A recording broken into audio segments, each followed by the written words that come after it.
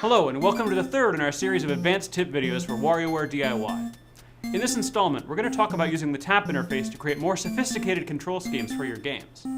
The first game we'll be looking at today is Alpine Lines, which comes preloaded on the game card. It's a simple snowboarding game with a surprisingly flexible steering mechanism. This is a great example of taking the simplest possible control, tap anywhere on the screen, and making it into something that requires real finesse to master. Notice that if you don't touch anything, you go diagonally down the mountain. If you tap the screen, you turn diagonally the other way. But you can go basically straight down if you tap fast enough, which means you can also get pretty much any angle between the two diagonals by varying how fast you tap. So with a steering system that works this well, we can go ahead and let the trees appear in random positions, since we know the player has the ability to dodge them no matter how close together they might be. And a game with a lot of randomness stays fun for longer than one where you always do the exact same thing every time. By the way, I've been using a version of the game that I slightly modified by changing the game length to long. This is a great way to get more out of a game you like. Make a small change, in this case one that makes the game quite a bit more challenging. Now let's talk about a microgame that's included in WarioWare D.I.Y showcase for WiiWare.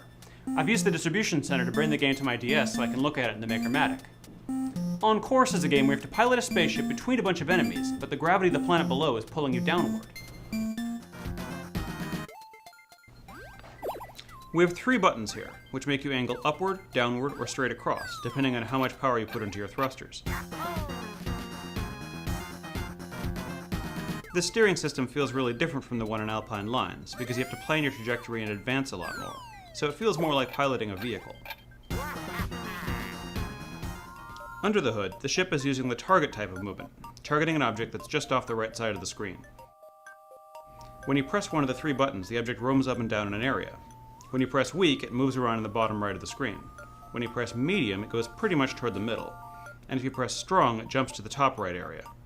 With the ship aiming at these different positions, it gives a good impression, along with the different art showing the thrusters firing more or less, that the ship is fighting gravity to navigate through the enemies. More subtly, the target's object roaming in these areas makes the ship wobble a bit while it's flying, which adds more randomness to your course. That wraps up our examples of how to make game controls that pack a lot of sophistication into simple tap-based controls. Be sure to check out the other videos in our series for more tips and tricks.